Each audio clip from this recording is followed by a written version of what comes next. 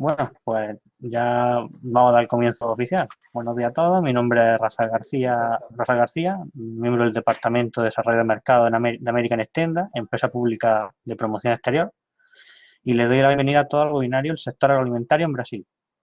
Quiero agradecer enormemente la asistencia a todos y también la participación de los ponentes de hoy por hacernos un hueco en su agenda. Me gustaría animaros a todos los asistentes a que participéis y habléis por el chat para transmitirnos todas las preguntas, y los ponentes, al final de este webinario, tenemos un tramo reservado en el que todas las preguntas que hagáis a lo largo del webinario se las iremos transmitiendo. Por último, me gustaría presentaros a Julia Hernández, analista de la Oficina de Brasil, quien será la moderadora en este webinario. Y para no perder más tiempo y a lo importante, te cedo la palabra.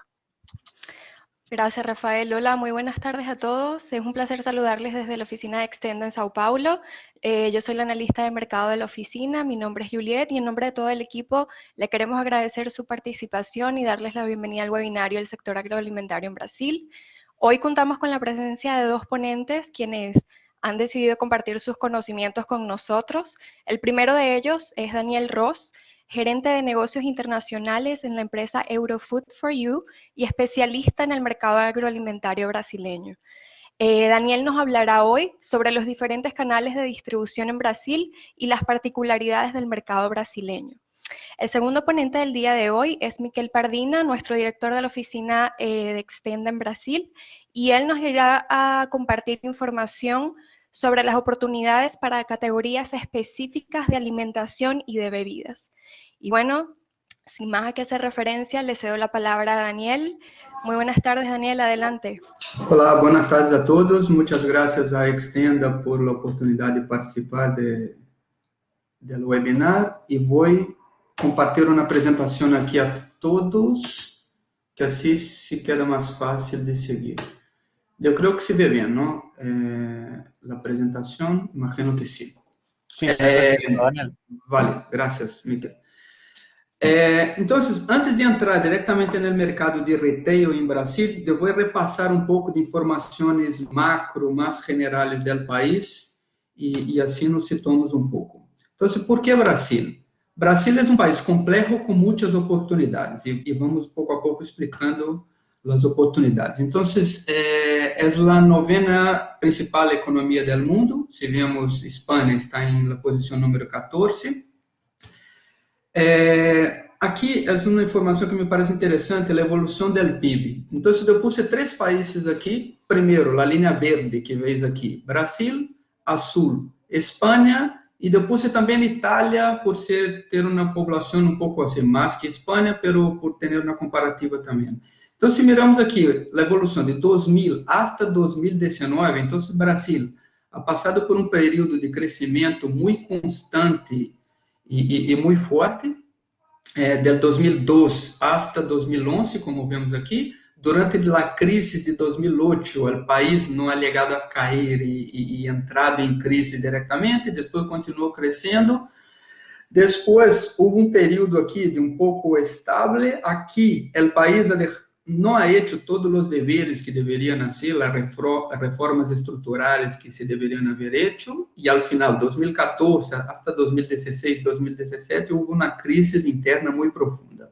E agora, o ano de 2020 era um ano que prometia ser muito bueno, com muito buenos crescimentos, mas ao final, por la mala sorte del Covid, o país vai ter um decrescimento aproximado, não temos números oficiais todavia, de 4%. O país, a economia vai decrescer 4%. Aqui vemos à direita o mapa. Então, 55% do PIB e também da população está concentrada na zona sudeste. São Paulo, Rio está aqui, a província de Rio, Minas Gerais, que é essa daqui, e Espírito Santo.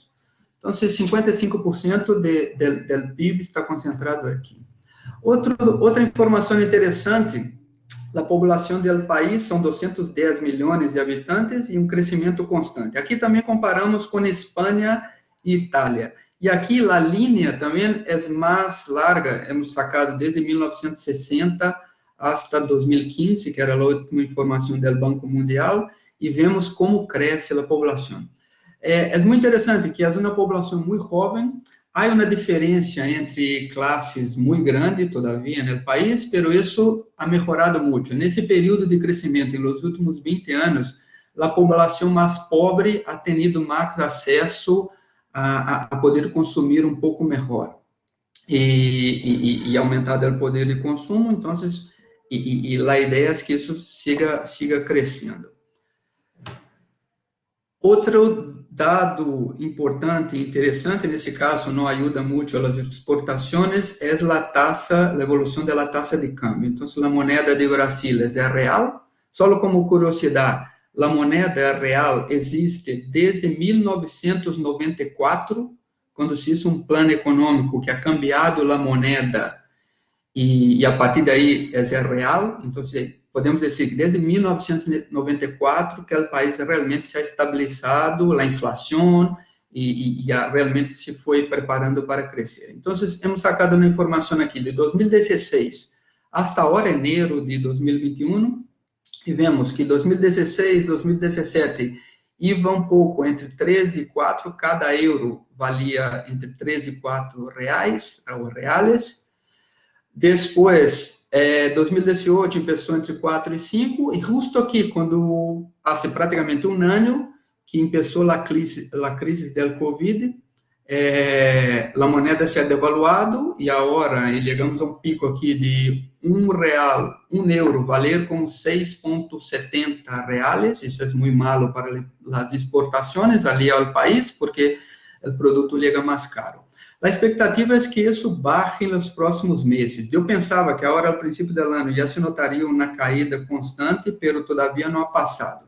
Outra razão também aqui é que havia muitas inversões estrangeiras no país, no mercado financeiro, e quando há uma crise mundial, como essa que estamos vivendo agora, a gente se vai a moedas como o dólar e outras moedas. Então, o real ha sofrido. Aqui outro ponto interessante e muito interessante, que é a taxa Selic, que é como o Euribor aqui na Europa. Então, também hemos sacado de los últimos 20 anos para ver. Então, chegou um pico de 26,32 em 2003, depois foi variando, se caía um pouco, aqui outra vez 2017, 14%, e agora atualmente em 12%. Então, vemos que nos últimos 3 anos foi caindo. Então, é interessante porque havia, antes com a taxa Selic, o equivalente ao Euribor, tão alta, a gente não queria invertir e pôr o dinheiro a empreender, a invertir em empresas e outras coisas. Deixava parado no banco a uma taxa fija e, ao final, tinha a rentabilidade. Agora obriga um pouco as pessoas a mover mais o dinheiro, ou na bolsa de valores, ou empreendendo. E outra coisa é que facilita muito a financiação, tanto de pessoa física como de empresa. Então, isso é muito positivo para o país. Então, hemos dicho ao princípio, é um país complexo, com muitas oportunidades, mas também é complexo para quem está fora e para quem está dentro. Então, aqui eu dou alguns exemplos para entender um pouco. Então, às vezes, quando hacemos as contas de quanto chega um produto desde Espanha hasta Brasil, quando se põe todas as taxas de importação e todos os impostos e tal, quando chega ao consumidor ali, nos parece muito alto quando comparado aqui com a Espanha.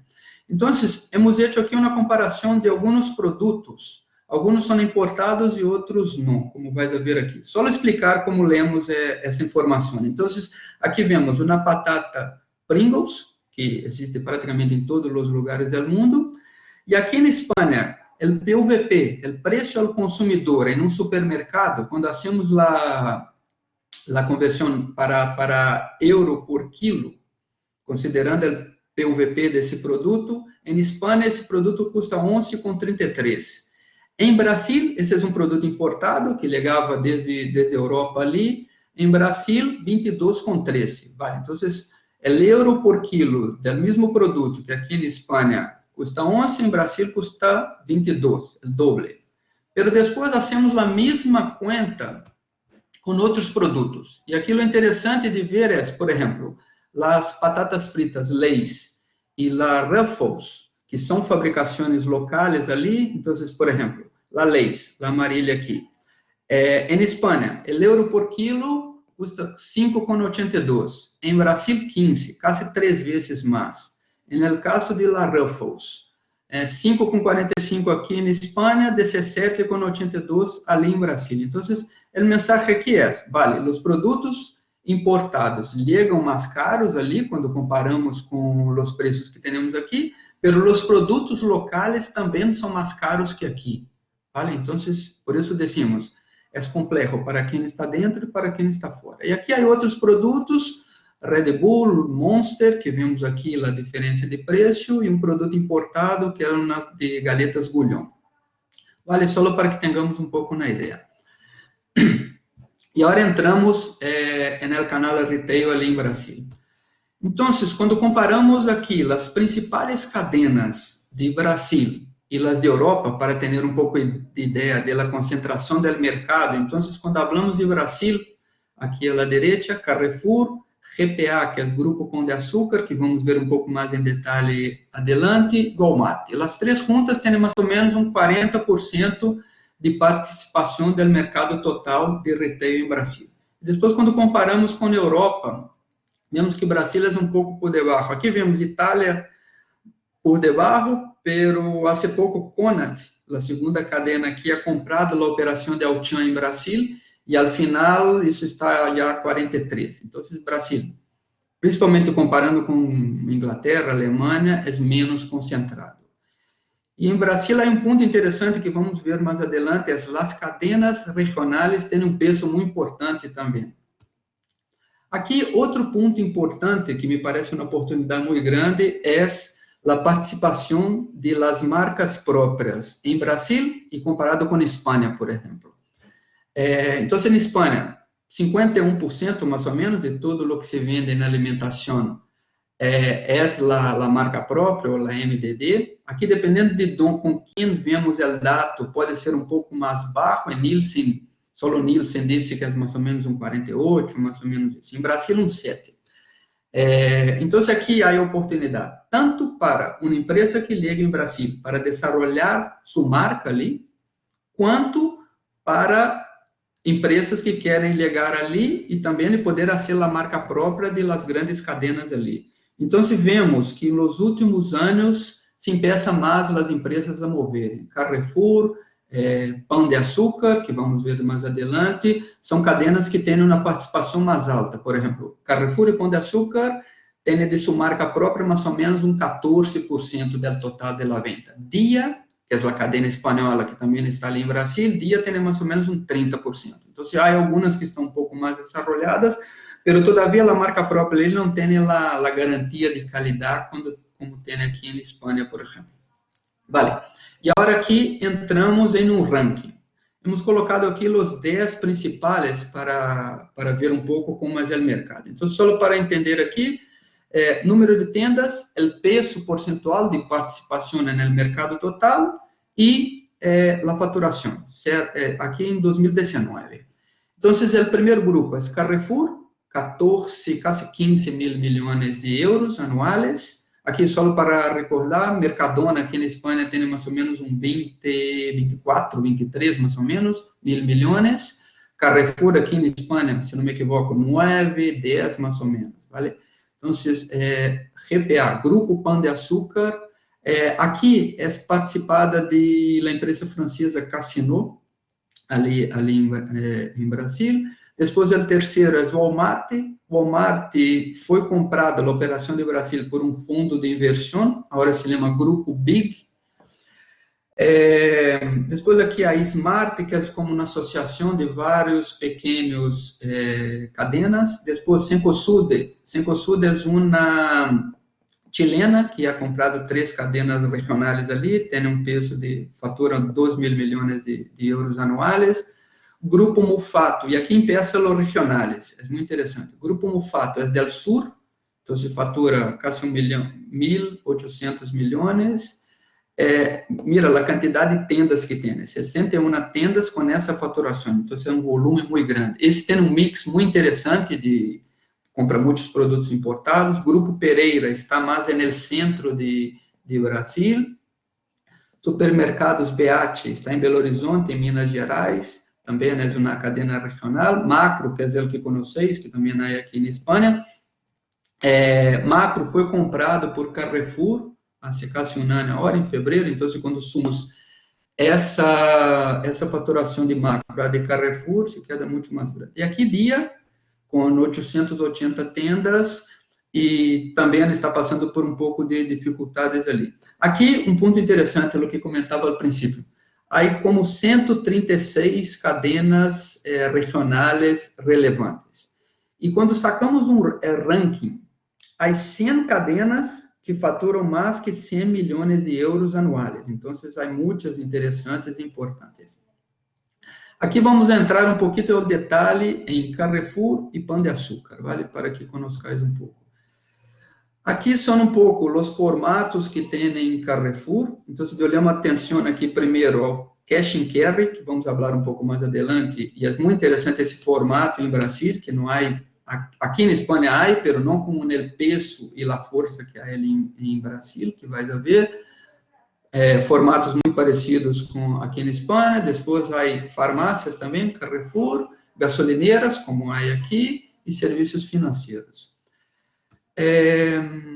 Aqui um pouco a faturação, e aqui vou chamar a atenção ao Cash and Carry, a bandeira Atacadão, o Atacadão de Carrefour. Então, da operação total de Carrefour em Brasil, esse formato, que é o Cash and Carry, pesa quase 68% da faturação total. Então, de los 14, 10 mil milhões são nesse formato. Entraremos um pouco ao detalhe nesse formato. Não temos todavia o CR oficial de 2020, pero vendo por trimestres aqui, aunque quando começou a pandemia, realmente, o segundo trimestre, que era o lockdown, 15% de crescimento, o terceiro quase 27%, e o quarto pinta mais ou menos mais estável como os 2 primeiros trimestres. Vale? Entrando um pouco em Grupo Pão de Açúcar.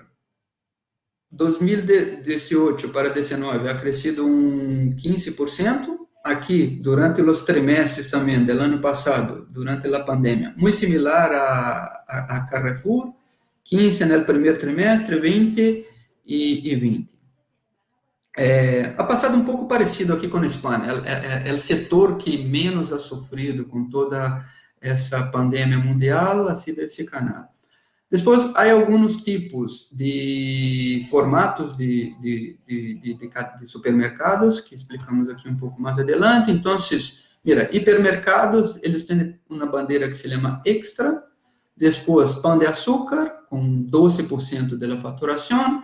Uns de tendas mais pequenas, mais de bairro, de proximidade. Depois, alguns centros comerciais, gasolineiras e farmácias. E aqui, outra vez, entra o Cash and Carry, para que veáis a importância desse canal. Açaí. 51% de lo que vende o Grupo Pão de Açúcar é no formato de Cash and Carry. E aqui eu ensino um pouco a evolução de esse formato, essa bandeira de Pão de Açúcar. Então, aqui vejo um pouco como é o formato, estilo Costco, Sam's Club, esse tipo de formato. Aqui há uma coisa interessante, que é um pouco porque esse formato ha crescido tanto em Brasil também. Se vemos Macro, Costco, Sam's Club, há que ter como a tarjeta de sócio, não? Ou ser um autônomo ou um comércio. Em Brasil, não. Qualquer pessoa pode entrar sem ter uma tarjeta de sócio nem nada. E aí, participar dos preços mais agressivos e mais baixos. Então, se miramos aqui a evolução dos últimos 5 anos da Açaí, aumentado como 3,4 vezes a faturação. E aqui vejo a evolução. É muito interessante.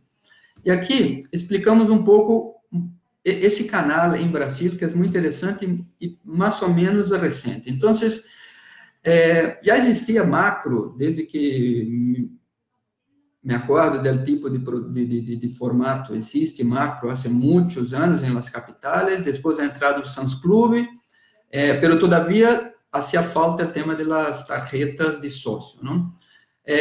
Então, a expansão realmente começou quando las cadenas que ya habían empezaron a tener también ese formato cash and carry, pero sin la tarjeta de socio, como hemos dicho, y ahí ha tenido el acceso a mucho más consumidores.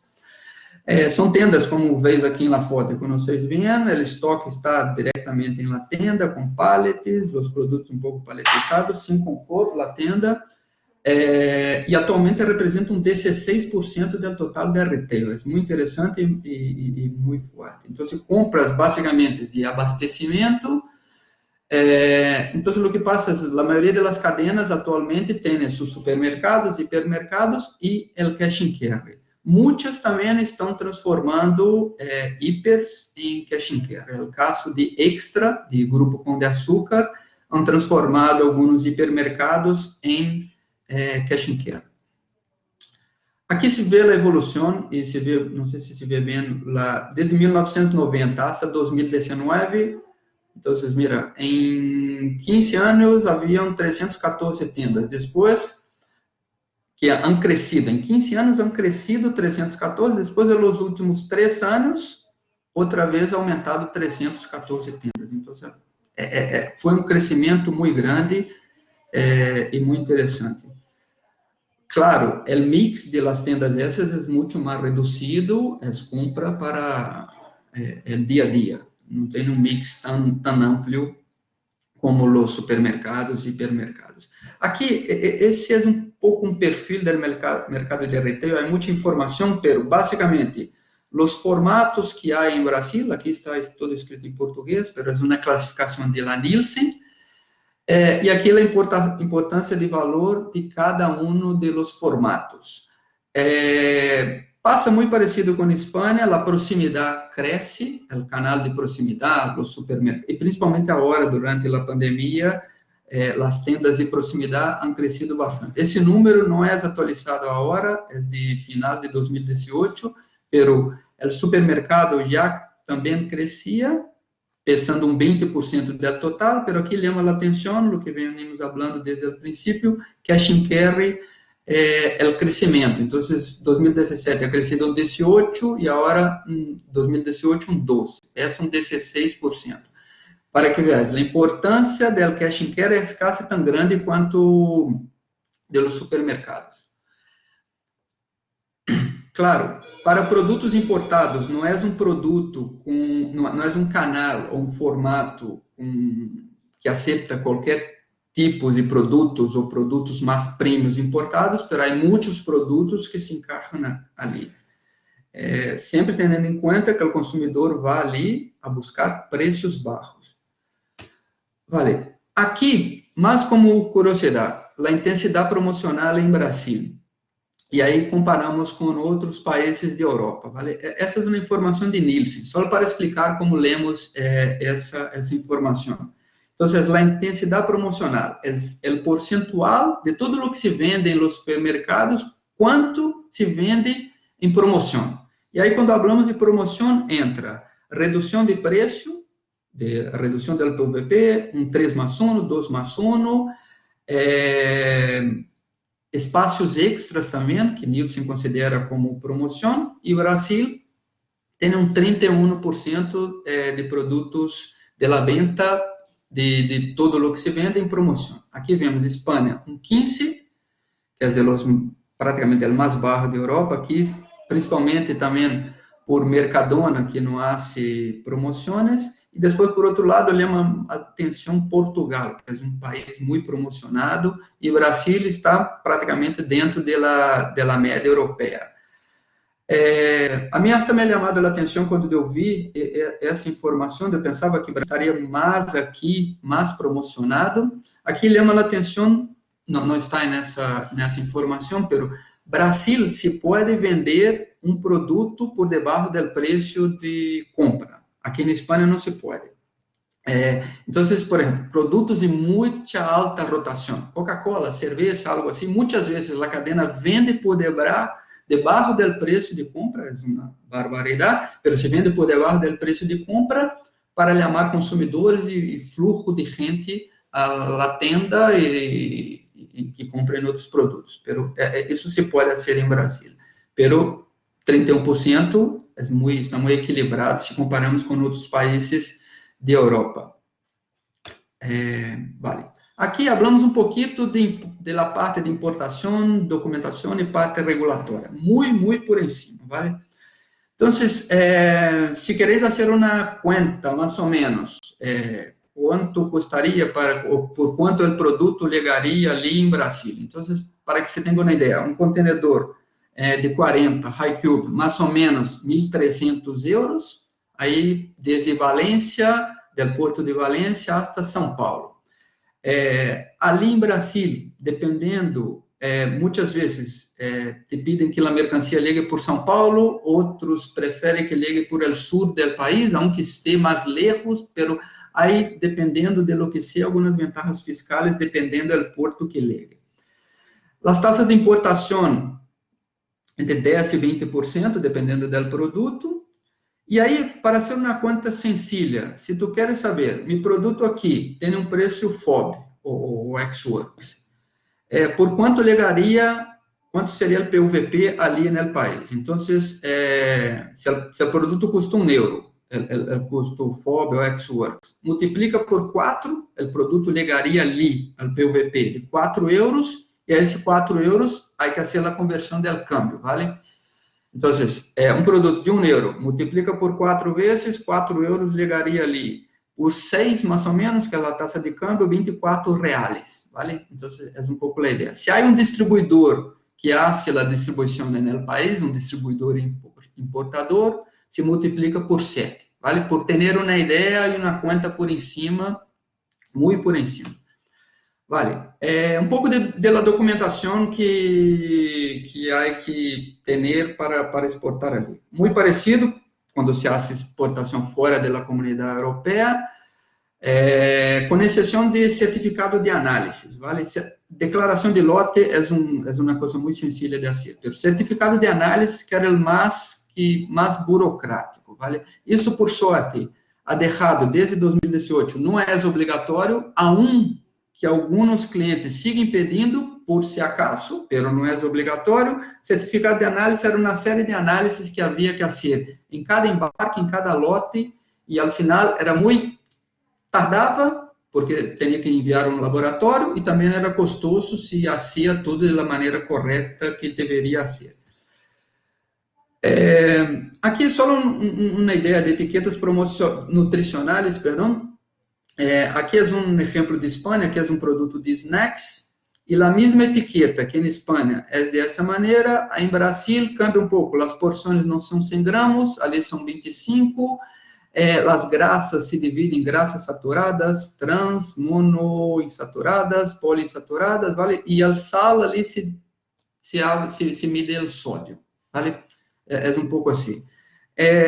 Ao princípio, quando se empieza a exportar ali, o mais fácil, para não ter que fazer todo o envase para o país, é pôr uma etiqueta com a etiqueta nutricional horizontal, e já está. E outro ponto é que ali há que constar o nome do importador e distribuidor. Então, importado e distribuído por Carrefour, ou por Pão de Açúcar, ou importado por um distribuidor e distribuído. Então, depende, isso tem que ir para cada cliente, há que constar isso. É uma particularidade que é um pouco mais pesada, porque há que quase fazer uma etiqueta por cliente. Vale, e quase encerrando aqui, só comentar algumas tendências que há não alegada em Brasil. Então, por exemplo, o tema do aceite de palma, que aqui na Europa já há 4 anos ou mais está considerado como malo, todos os produtos que se põem que está assim aceite de palma. Ali em Brasil, todavia, não está tão mal considerado, porque todavia se utiliza uma graxa pior que a hidrogenada, vale? Que é uma graxa trans. Então, por exemplo, alguns produtos põem coisas que aqui não serviriam para nada, no envase, livre de transgênico, que ali pode todavia entrar produtos transgênicos, baixo em graxas saturadas, 0% de graxas trans, que seriam as graxas utilizadas por graxas hidrogenadas ou graxas trans, pero também a lei está cambiando, que a partir de 2022 entra na nova normativa que o tema da graxa hidrogenada será proibida. También hay una etiqueta como un poco parecida con lo que hay aquí. Si el producto tiene más de 15 gramos por 100 gramos de azúcar adicionado, hay que aparecer. Si tiene más de 6 gramos por 100 gramos de gordura, de grasa saturada também, e se há mais de 600 miligramos de sódio por 100 gramos, também há que aparecer. Então, há uma série de etiquetas que há que chamar a atenção, como um alerta se o produto tem demasiado açúcar, ou grasa ou sódio, ¿vale? E aqui terminamos, e depois, se há alguma pergunta, encantado em contestar. E quito a apresentação. Vale, Y ahora te le paso la damos palabra, Miquel. sí, le damos la palabra a Miquel, director de la oficina Extenda en Sao Paulo.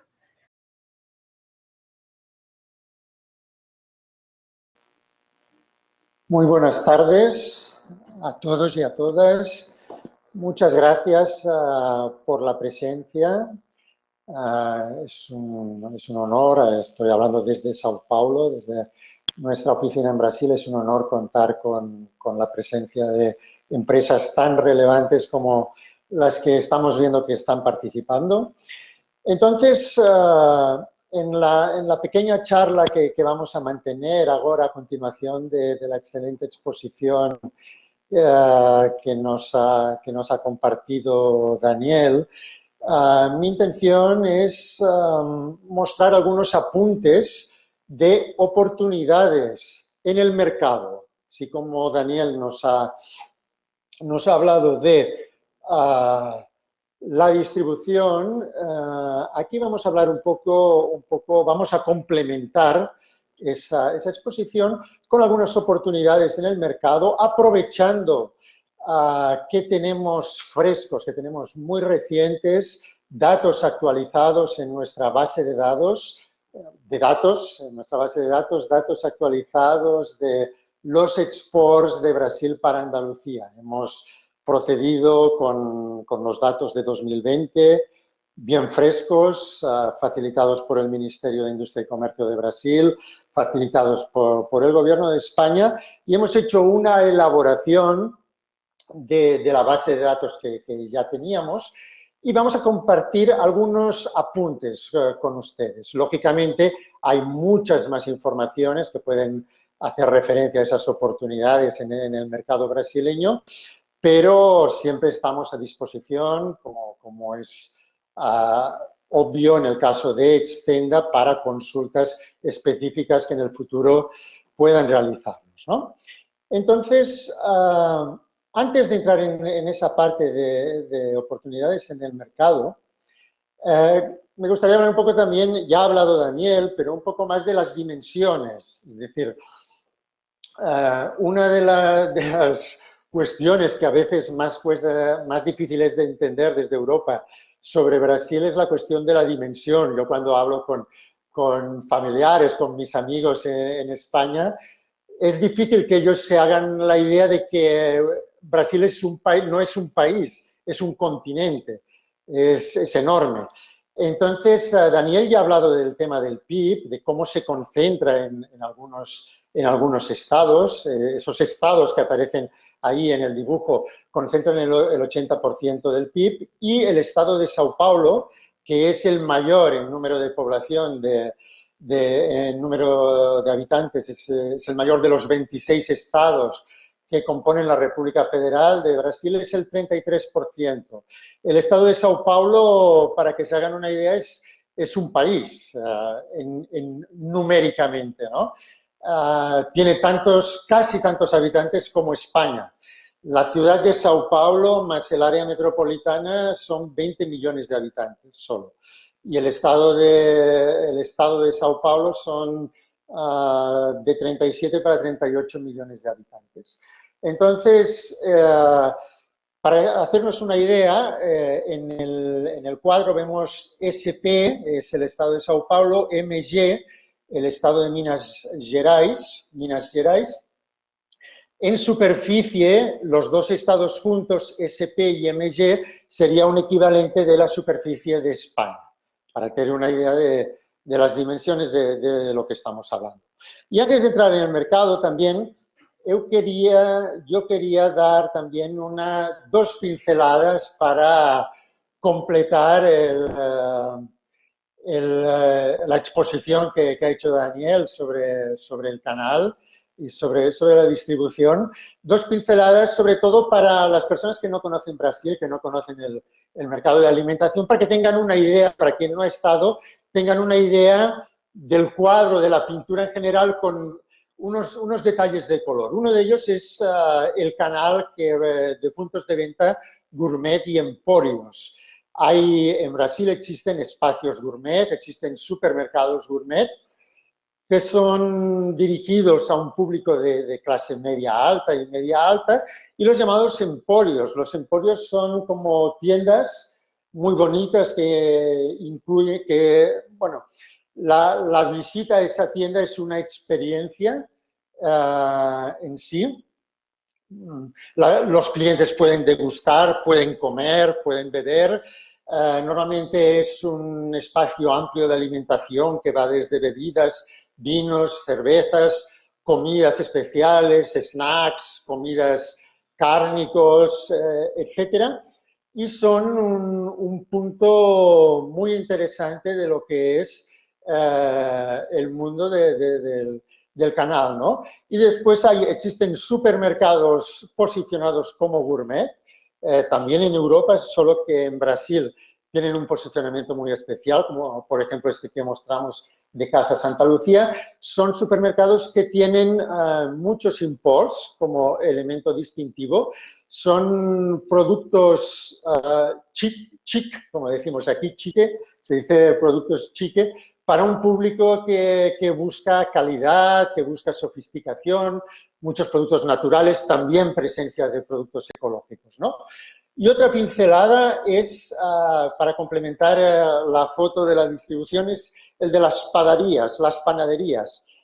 La panadería brasileña es un lugar donde lo que menos se hace es comprar pan.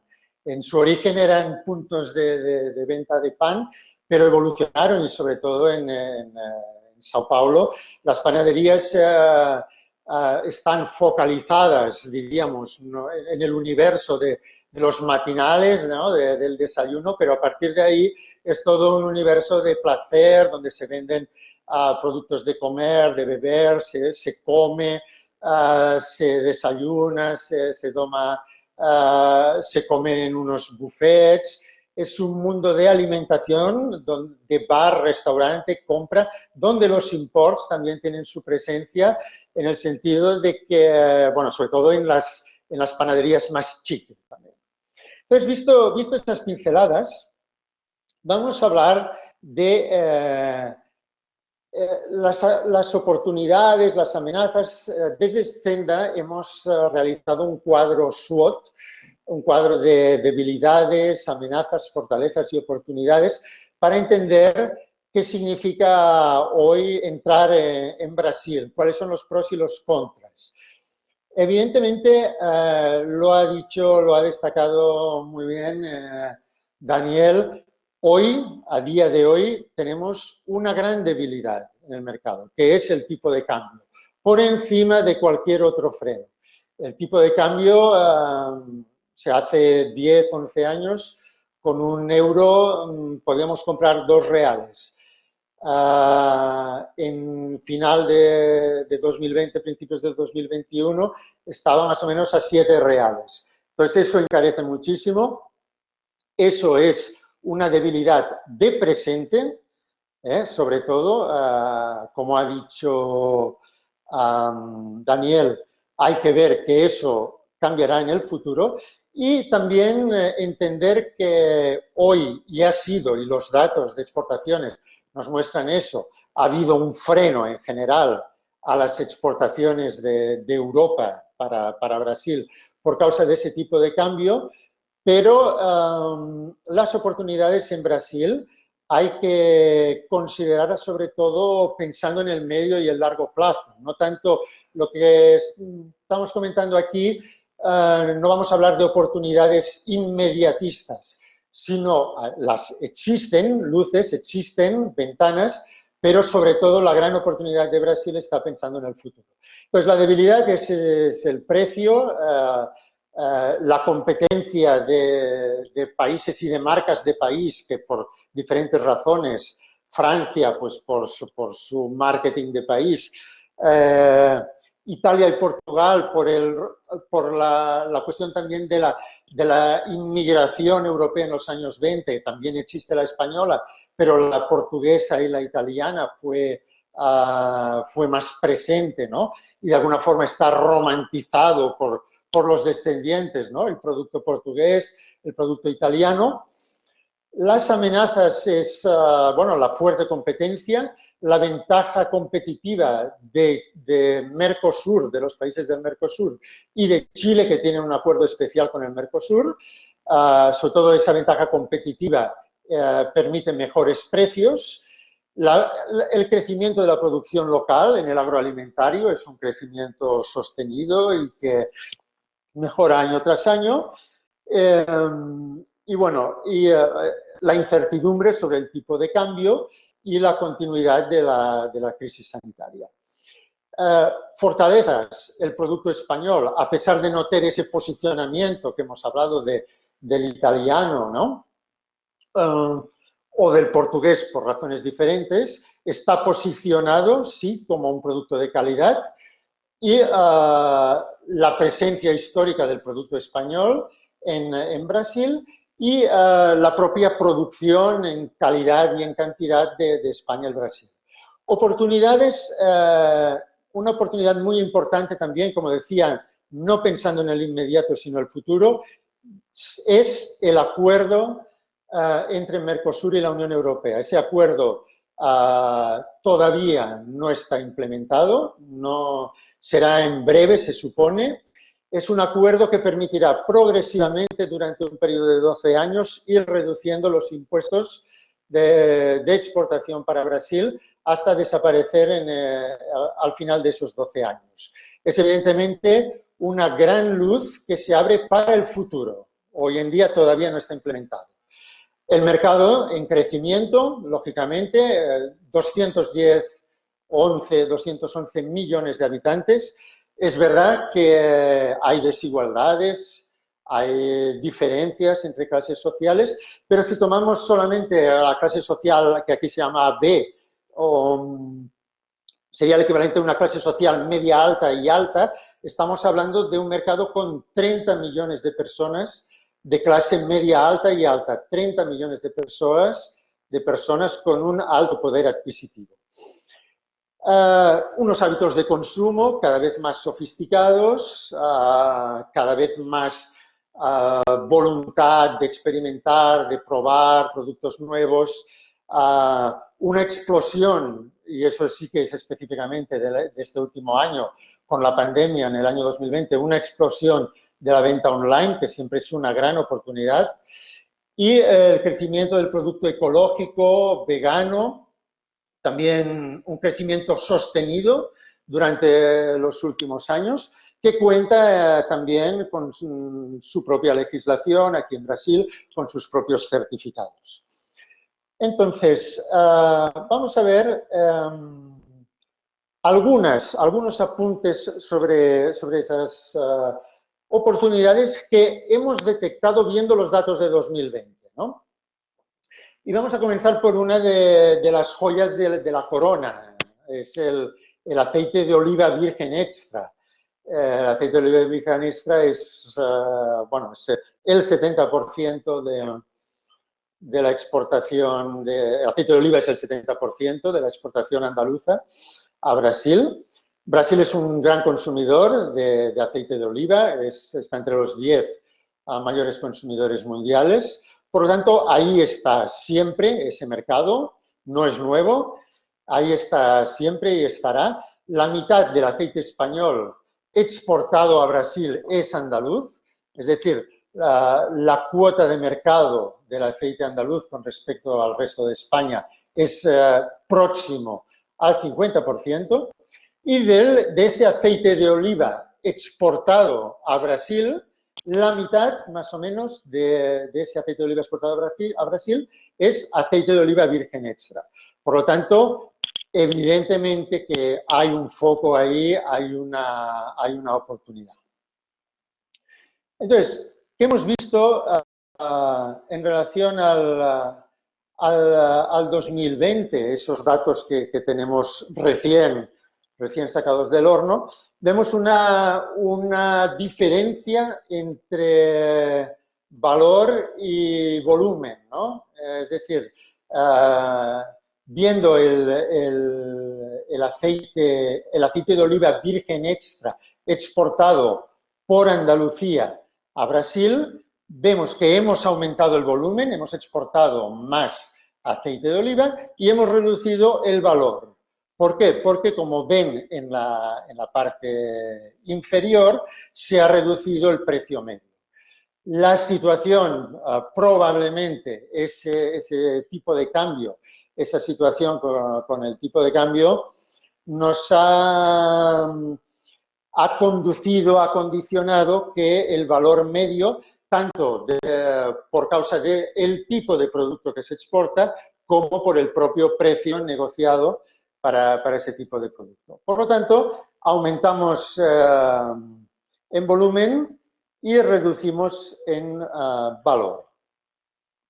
Si nos quedamos con ese precio y comparamos con el precio medio a nivel mundial de exportaciones a Brasil, esos son datos del Ministerio de Industria y Comercio de Brasil, vemos que siempre en los últimos años el aceite de oliva virgen extra andaluz se ha mantenido con un precio un poco inferior a la media internacional. Sin embargo, lo que vemos es en 2019 una bajada, ya empezó en 2018, una bajada de ese precio medio, pero que en el último año, de alguna forma, el precio medio del aceite de oliva virgen extra andaluz ha descendido menos pronunciadamente que el precio medio internacional. Con lo cual, es un dato que nos muestra más una vez una resistencia, en este caso, del producto andaluz. Cuando analizamos los datos del agroalimentario andaluz, sobre todo comparado con el global español, vemos siempre, en el mercado brasileño, lógicamente, vemos siempre una tendencia a la caída en 2020 por ese tipo de cambio, pero se muestra siempre una resiliencia que tenemos que poner en valor y entender que, bueno, es un contexto desfavorable y en ese contexto desfavorable nuestros productos están resistiendo. Otro aspecto, otro apunte importante es el de las aceitunas. España es el cuarto exportador de aceitunas para Brasil y hay que tener en cuenta que el consumo de aceitunas en Brasil es bastante diferente al que conocemos en España, ¿no? Es decir, no existe esa cuestión de tomar las aceitunas como aperitivo de forma aislada de otros alimentos, sino que forman parte normalmente de ensaladas o de pizzas. Por lo tanto, el gran volumen de mercado de aceitunas en Brasil está muy enfocado al precio. Entonces, pero aún así hay espacio también, como siempre, para productos de calidad, ¿no? España sigue a Argentina, Egipto y Perú. Y ahí sí el dominio del producto andaluz es muy grande, ¿no? El 90% de las aceitunas españolas exportadas a Brasil proceden de Andalucía. Por lo tanto, la aceituna andaluza está presente y también resistiendo de alguna forma ese año 2020, ese año de pandemia y de encarecimiento del producto europeo, resistiendo con fuerza. Incluso esa resistencia se produce manteniendo un precio medio muy superior al de la competencia mundial. Hemos visto Egipto, Perú, ofrecen producto muy económico pensando en la aceituna, no por su valor culinario intrínseco, sino simplemente como ingrediente de otros platos o ensaladas, ¿no? Entonces, la línea roja es el precio medio, según datos del Ministerio de Industria y Comercio de Brasil, es el precio medio de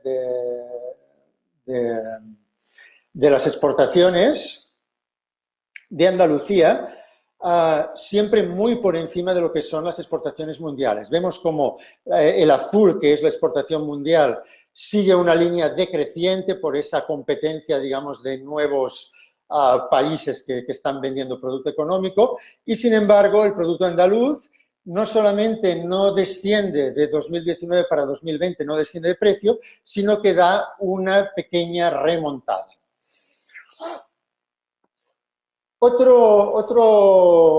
Otra categoría que no podemos nunca dejar de considerar cuando estamos pensando en el mercado de Brasil, en el mercado agroalimentario, es la naranja. Brasil es uno de los mayores productores mundiales de naranja y, sin embargo, siempre tiene puertas abiertas a la importación, entre otras cosas, por la estacionalidad de la producción. Es decir, hay específicamente en el caso de las variedades Navelina y Lima, no se producen durante todo el año. Hay un periodo donde, el periodo de nuestro verano, que es el invierno europeo, no se producen estas variedades y, sin embargo, el consumo es muy alto y no es estacional durante todo el año. Por lo tanto, hay siempre una ventana para la exportación. Aquí lo que vemos es que en los últimos años es evidente, a diferencia del aceite, del aceite o sobre todo de las aceitunas, Andalucía no es la región que principalmente exporta naranjas al mundo, ni en el caso de Brasil, es Valencia, ¿no? Pero en los últimos años ha crecido la cuota andaluza de las exportaciones españolas a Brasil. Y es un crecimiento progresivo. Y la naranja en Brasil adquiere una importancia enorme, ya que es el 70%, las naranjas es el 70% de las frutas andaluzas exportadas a Brasil.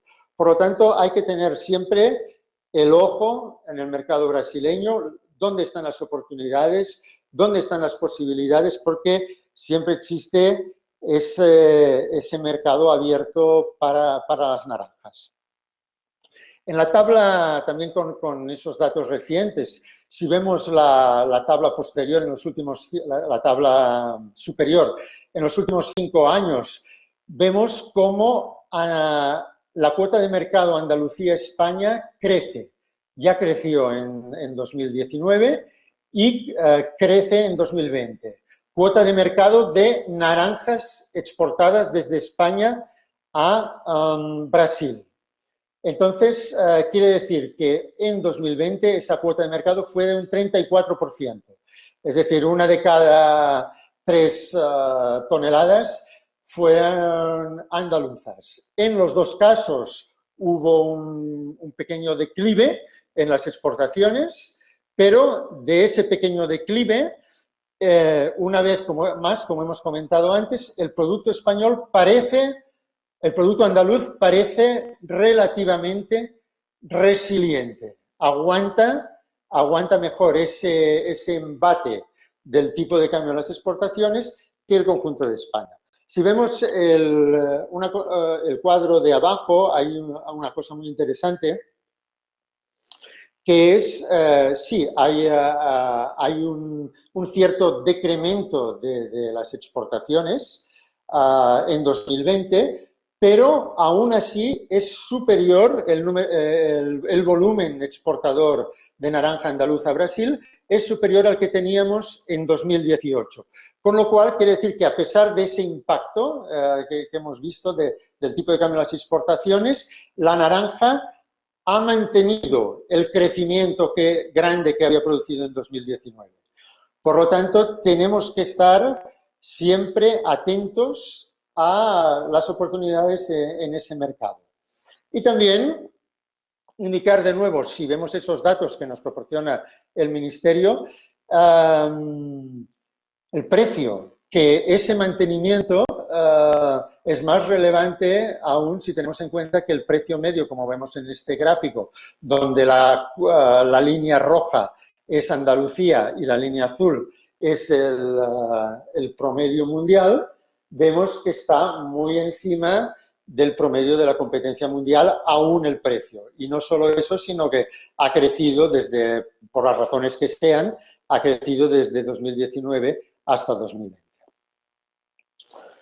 Entonces, y la cuarta categoría que queríamos comentar es el vino. ¿Qué sucede? En primer lugar, lo que ha sucedido es que, bueno, aquí mostramos la cuota de mercado del vino importado en Brasil en 2020, donde, claro, España está abajo, pues, sobre todo de Argentina y Chile, que son los grandes importadores que ofrecen un producto de alta calidad y precio muy competitivo, ¿no?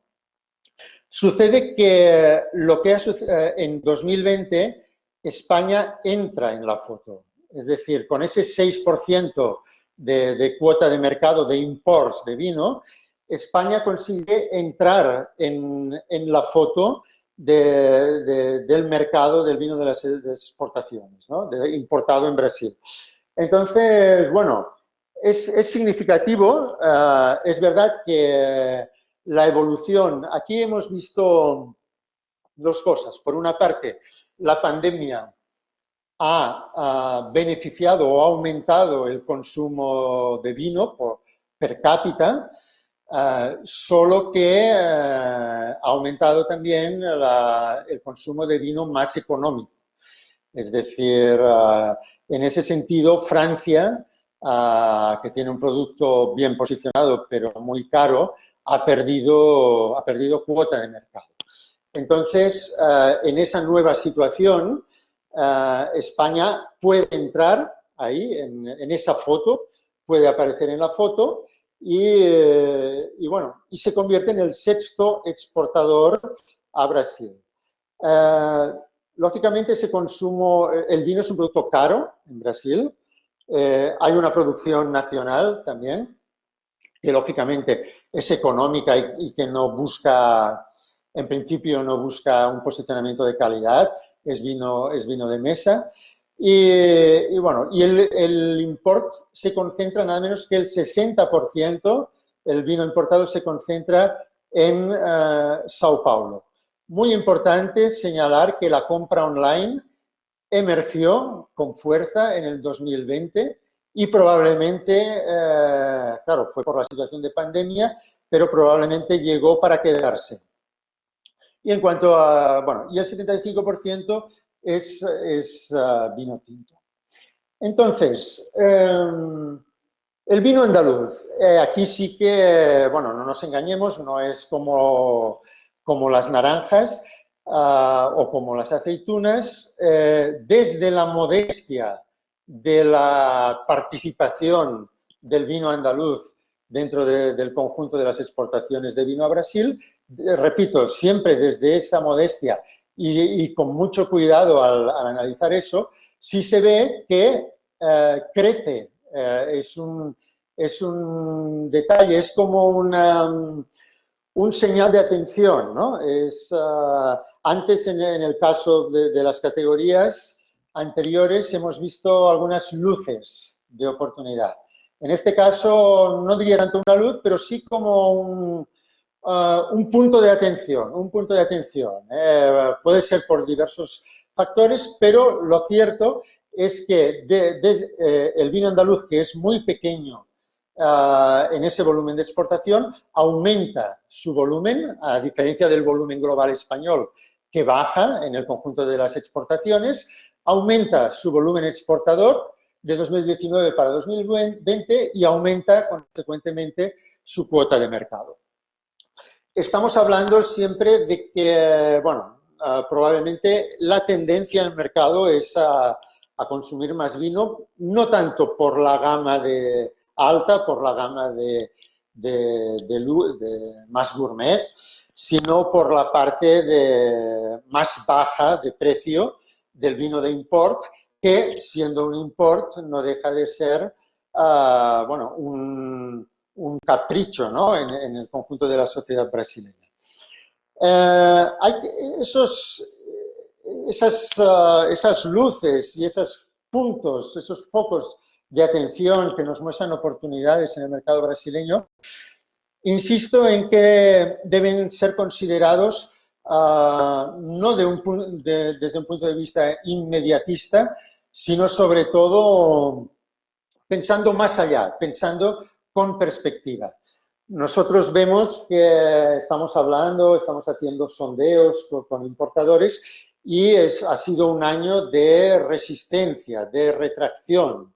Es decir, esos importadores piden el precio, quieren saber precios, hablan del precio, es decir, están muy sensibilizados al precio por ese desequilibrio que ha mostrado también Daniel entre el precio, entre el euro y el real, ¿no?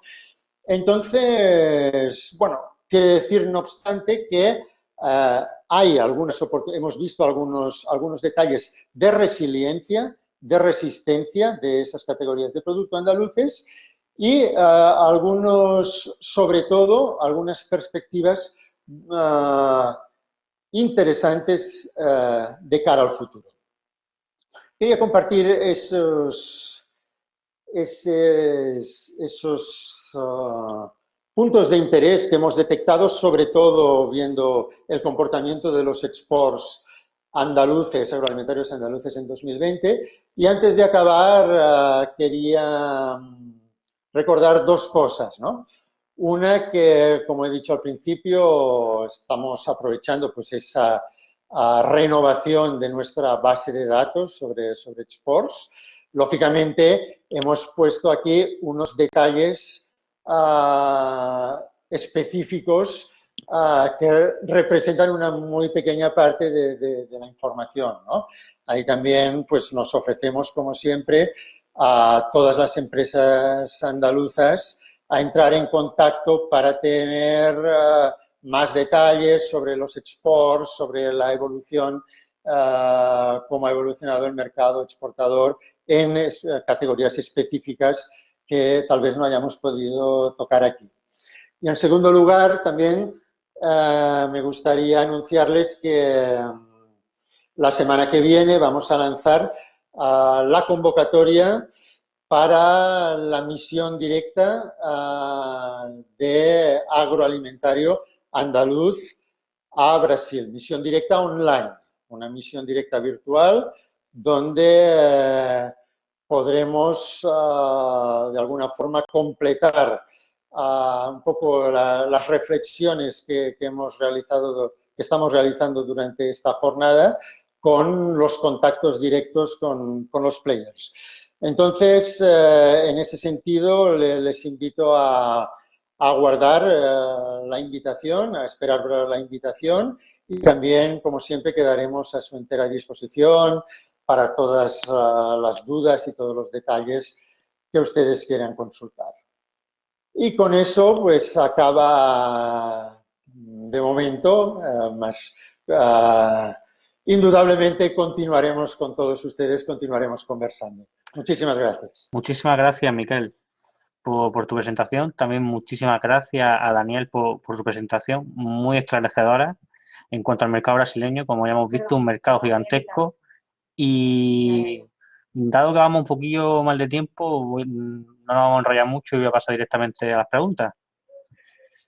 Entonces, la primera pregunta la hacía Antonio Jesús, que comenta: enhorabuena, Daniel, gran presentación. Me gustaría que hiciera una breve reseña sobre la situación del aceite de oliva en Brasil. Entiendo que es un poco, ya que Miquel ha hablado en la presentación sobre el aceite de oliva, entiendo que es la figura, es decir, la presencia del aceite de oliva en el canal retail brasileño. Sí, al final la pregunta essa ha llegado antes de la parte de Miquel. Yo creo que Miquel ha contestado unas cosas ya. Solo comentar el mercado de aceite. De una manera general, lo que más el aceite que más se vende ali en retail es extra virgen, botella de cristal, botella de plástico ali não se utiliza, pero muy poco. Entonces, aceite extra virgen, botella de cristal, 500 mililitros. El litro no es usado también. Entonces, con eso se puede tener un poco una idea. E aí, só complementando um pouco, a maioria do aceite que está ali, que também é português, mais ou menos uns 65%, e o segundo é o espanhol. E aí, atualmente, o que Miquel também ha comentado, há uma pelea por preço muito grande. Então, se um produtor tem uma condição de preço boa, consegue entrar ali bem. Genial. Sí, yo quería también aquí añadir una cosa que precisamente con Daniel hemos conversado varias veces, que es que hoy por hoy el aceite, comentando como curiosidad, el aceite portugués tiene unas ventas muy superiores al aceite español, siendo que no es tan competitivo en relación al precio. Es un poco, probablemente el motivo son esas cuestiones históricas que hemos comentado, ahí la idealización, el romanticismo de la inmigración portuguesa, etcétera, ¿no? Eso, al final, también es como hemos hablado contigo, Daniel, también es una oportunidad, ¿no? Porque quiere decir que es un producto, España no tiene nada que envidiar al aceite portugués en calidad ni en precio, y es una cuestión también de posicionamiento y hay un camino importante a realizar ahí. Muchísimas gracias. Bien, pues pasamos a la siguiente pregunta que la hace Alicia Bustillo y que va en la misma línea que la primera, pero que básicamente la situación, vamos, la figura de la aceituna también entiendo, esta pregunta también se hizo antes de que comentases tú sobre la aceituna en Brasil, Miquel. Así que entiendo también que es un poco, a lo mejor, su presencia en el retail. Si podéis puntualizar algo más. Sí, solo puntuar algunas cosas, Miquel ha comentado también. Básicamente, ele se usa también en envase de cristal, la lata, como se utiliza aquí en España, en general, no se utiliza mucho ali. Eu veo como una oportunidad, por ejemplo, a mí me gustan muchísimo las aceitunas de anchoa. Y cuando se leva ali en Brasil también, la gente les gusta mucho, pero en el supermercado todavía no se encuentra tanto como se encontra aqui em Espanha. Pero basicamente, envases de cristal, as fotos que Miquel ha comentado, e muito interessante também o que ele ha comentado, que não é como consumimos aqui em Espanha, ali as ensaladas e tal. Então, eu creio que também há uma oportunidade de crescimento. Há produtores locais ali, muitos importam as aceitunas a granel e envasam em Brasil. Então, essa é uma ventaja para o que está localmente ali. Pero claro, a qualidade de lo que podemos enviar desde Espanha ali é muito melhor de lo que há localmente no mercado de Brasil. Muy buenas puntualizaciones. Después también nos preguntaba a André, nos decía así: buenas tardes, quisiera saber sobre el mercado del vino en Brasil. ¿Qué canales de venta para pequeñas y medianas bodegas son los más usados? Y también, para añadir, porque después Francisco García Carrión hace otra pregunta también bastante relacionada, y así pues ya podemos juntar las dos. Dice: acompañando a André, estoy interesado en el mercado de vino ecológico en el estado de Goiânia. Tengo unas tiendas interesadas en mi producto y me gustaría saber cómo puedo llegar allí. No sé si estáis viendo el chat. Sí, yo había visto ya. Si quieres comentar, Miquel, o no. Mejor, para el tema de la distribución, mejor tú, Daniel. Vale. Solo algunos puntos también. Vino, por ejemplo, antes el supermercado, el canal retail, solo representaba 8% del total de la importación de vino. Actualmente, esse canal representa mais ou menos 35%. Então, você vê, os supermercados, as cadenas têm o hábito de importar diretamente. Então, eu vejo a pergunta de uma bodega pequena e tal. Se quereis chegar diretamente ali, podeis chegar sem nenhum problema, porque o que passa é, quando se exporta o vinho desde aqui diretamente a uma cadena, se vende ex-works ou fora. Então, todo o trâmite de importação lo hace la cadena ali em Brasília. Então, si conseguís el contacto de llegar hasta el comprador y conseguir vender a ellos, la parte, los trámites de importación no vais a entrar porque ellos hacen directamente. Outro ponto também, como particularidade do país, em geral, as cadenas querem ter uma exclusividade. Então, se consegues entrar na cadena regional, que a maioria que pode importar diretamente tem um volume, um potencial de volume interessante, quizá com poucos clientes ali se consiga fazer um volume muito bueno, pero o tema da exclusividade é uma ventaja também, sabe? Então, por exemplo, o exemplo da cadena de Goiânia, quizá consigas chegar hasta ali, mira, te dou a exclusividade e tendo a exclusividade, a cadena te vai dar preferência. E aí, a pergunta que se faz sobre vinho ecológico, o mercado ecológico em Brasil está crescendo muito, pero ali também há outra particularidade, que é, há que sacar um selo ecológico del país. Então, por exemplo, aunque o produto aqui, seja o que seja ecológico em la comunidade europeia, há que sacar um certificado ali em Brasil.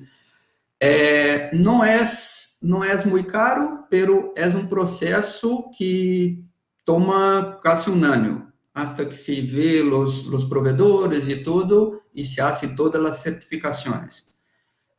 Há algumas empresas ali que fazem esse processo. O único tarda casi un año para sacar el certificado, pero se puede sacar sin problema.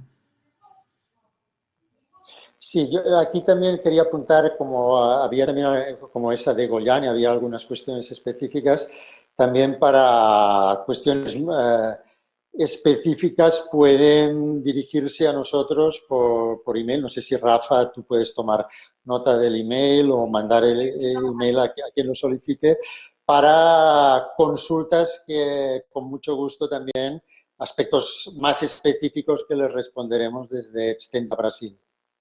Sí, por supuesto. Yo ahora voy a escribir por el chat tu correo, Miquel, y también el correo de Daniel, y también en el email que enviaré más tarde, en el que les pasaré a los asistentes también la grabación del evento, para cuando quieran verla en otro momento, si quieren, también le enviaré toda esta información al correo.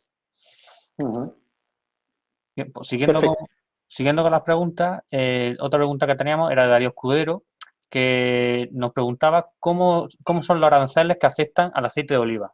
Yo entiendo que estaba más para ti, Miquel. Bueno, en general para el tema de aranceles, como ha dicho Daniel, Brasil tiene mucha fama de ser un país difícil para exportar, de tener mucha carga arancelaria. La realidad es que Brasil es tan difícil para los productores domésticos como para los exportadores, porque hay mucha carga impositiva. Para los exportadores, la traba principal es ese impuesto de exportación que encarece.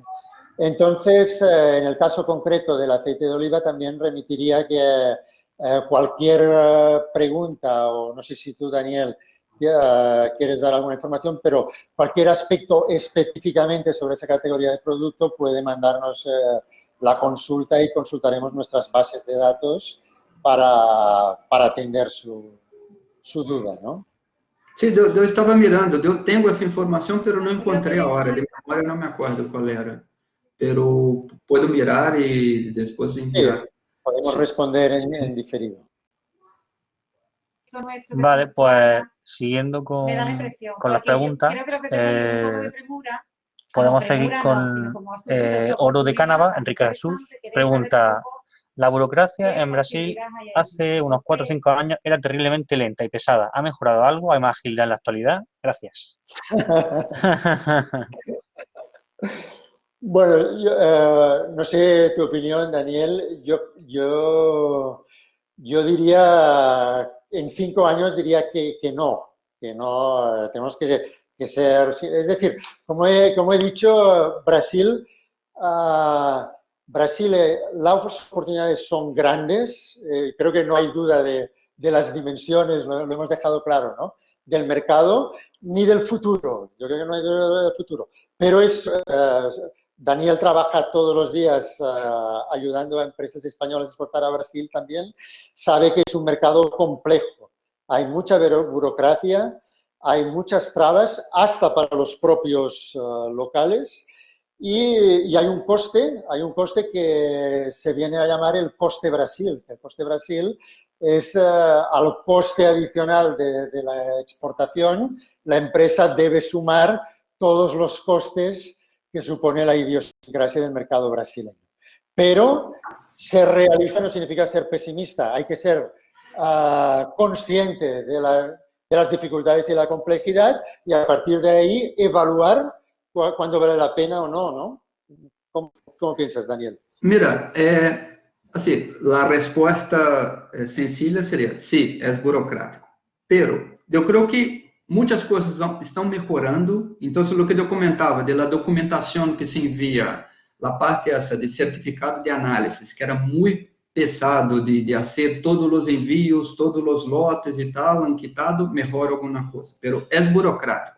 Pero também, ao final, a burocracia pode, ao final, transformar-se em uma ventaja competitiva. Se tu aprendes como trabalhar em Brasil ou com os clientes de Brasil, esta burocracia se transforma em uma ventaja competitiva, porque é burocrático para todos, pero é uma maneira de trabalhar que se aprende. E aí, quando se aprende a trabalhar nesse mercado, que são 200 milhões de habitantes, tu tens uma ventaja, é um mundo, é um continente. Então, claro, a comunidade europeia é muito mais sensível. Tu vendes de aqui a donde sea, os países da comunidade europeia, com a fatura normal, como se estivesse vendendo em Espanha. Ali é um pouco mais burocrático, mas quando se aprende, é um mercado muito grande. Então, eu vejo, ao final, como uma ventaja competitiva. Apunte muy interesante, Daniel, de que cómo ver la burocracia, tanto como verlo como una dificultad al principio, pero una ventaja después.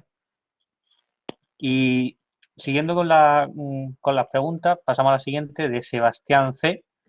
El Tratado de Mercosur para el sector olivarero español es negativo, puesto que los aranceles suben para los brasileños en sus importaciones y en cambio los aranceles desde Egipto van a cero. ¿Es así? Supongo que esta pregunta también a lo mejor una cuestión que sería más de consultarla con las bases de datos. No sé si a lo mejor tenéis el dato ahí. Sí, yo por mi parte, yo reitero nuestra disposición a atender todas esas consultas. Sí. Ahora, yo no sé si, Daniel, si tú tienes esa información a mano, pero en nuestro caso, sin duda, vamos a responder por email. Sí, también, yo desconozco, perdón. También otra... Ah, vale, disculpa. Perdón.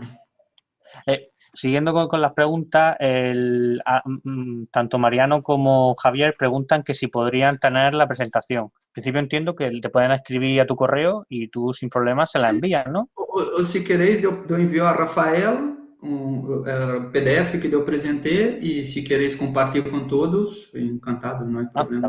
También magnífico. De todas maneras, también he dejado tu correo por aquí en el chat para que te contacten, daniel.ros. Sí. Vale, magnífico. Siguiendo con la ronda de preguntas, pregunta Emilio. Buenas tardes. A nivel de productos como el jamón serrano o ibérico, ¿podéis comentar brevemente cómo se encuentra el mercado? Gracias y enhorabuena por el webinario. Sí, bueno, yo aquí la información que tenemos nosotros es un mercado donde el producto español tiene una cuota de mercado enorme sobre... La penetración del jamón es baja y se da sobre todo pues, en esos segmentos de media alta, ¿no? Pero dentro de donde tiene presencia, por ejemplo, Carrefour tiene jamón español, es el predominio del jamón español es total sobre el italiano y el portugués.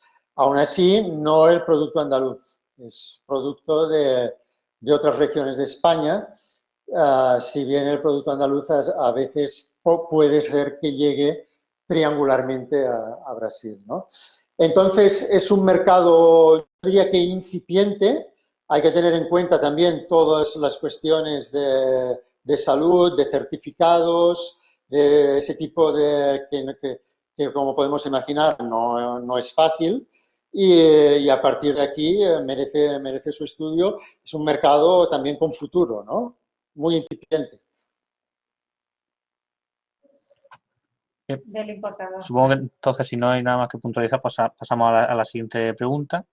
Bella Martos comenta, gracias por la presentación. Me gustaría preguntar lo siguiente. ¿Qué posibilidades tienen otros productos del sector como puede ser el vinagre? Ya. Bueno, en esto, sí, no sé si Daniel tú tienes más información que yo sobre vinagre. Yo sé que en este momento es pequeño la cuota, la participación, pero también podemos revisar los datos en una consulta específica y podemos responder con la información que necesite la empresa, ¿no? Sí, yo Sí, Daniel. especificamente vinagre, eu não toquei todavia. Não sei se al final se o que a inventa a maioria é produzido ali, seguro que há importados também, mas não sei dizer. Sí, sí, hay importados, lo que pasa es que en este momento la proporción de producto español importado es muy pequeña. Muchísimas gracias. Otra, ya estamos casi cerca al final, la verdad es que, bueno, por una parte una alegría, ¿no? Que todos los asistentes sean tan participativos. Claro, Y claro. siguiendo con las preguntas, preguntaba Cristina Pardillos. Buenas, una presentación estupenda, enhorabuena. ¿Podrían dar unas breves notas sobre el mercado de los frutos secos en Brasil? Bueno, yo diría que existe exportación andaluza, exportación andaluza. Existe sobre todo la almendra y en el 2020 sí que se ha resentido mucho esa exportación, posiblemente por competencia en precios. Y bueno, es un mercado que también muy interesante que existe. Y después quizá, aprovechando también la pregunta, un detalle que la entrada de los quicos, ¿no? De lo que en España llamamos los quicos, que es, en Brasil se llama millo español. Millo español es el maíz español. Y es curioso porque es un producto como relativamente nuevo y que está entrando, y que cuenta ahí, empieza a trabajarse un posicionamiento. Por lo tanto, bueno, es un mercado dinámico que está ahí y que merece ser explorado también. No sé, Daniel, ¿qué piensas?